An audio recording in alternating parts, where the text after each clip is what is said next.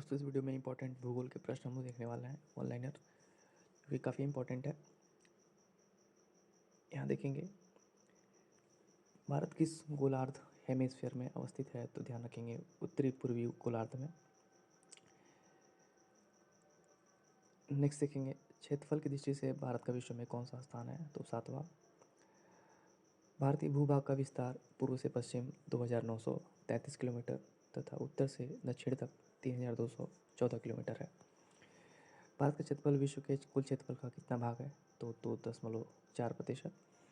भारत का अक्षांशीय विस्तार यानी कि लैटिट्यूड एक्सपेंशन क्या है, तो 8 डिग्री 4 उत्तरी अक्षांश से 37 डिग्री 6 उत्तरी अक्षांश के मध्य। देशांतर रेखाएं लॉन्गिट्यूड लाइन क्या निर्धारित करती हैं, तो समय एवं अवस्थिति को। कर्क रेखा भारत के कितने राज्यों से होकर गुजरती है, तो ध्यान रखेंगे 8 भारत के राज्य जिनसे कर्क रेखा गुजरती है, तो नाम याद रखेंगे। 1 से लेकर 8 तक यहाँ पे नाम आपको दे रखे हैं।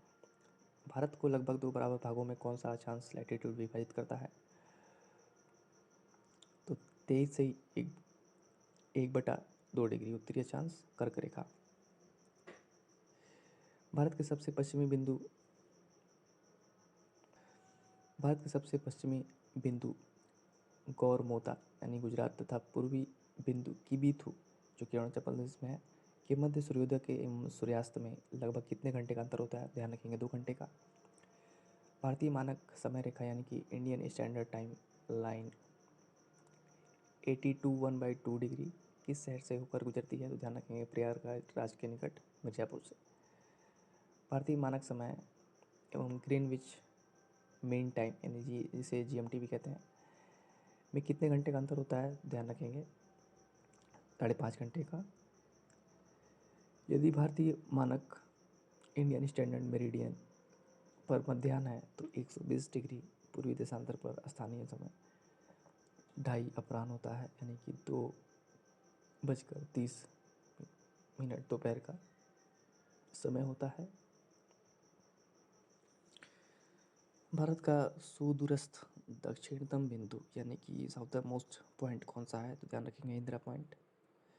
इंदिरा पॉइंट ग्रेट निकोबार द्वीप पर स्थित है। भारत का एकमात्र जिला कौन सा है जिसकी सीमा 4 राज्यों को स्पर्श करती है, तो ध्यान रखेंगे सोनभद्र उत्तर प्रदेश में। आगे देखेंगे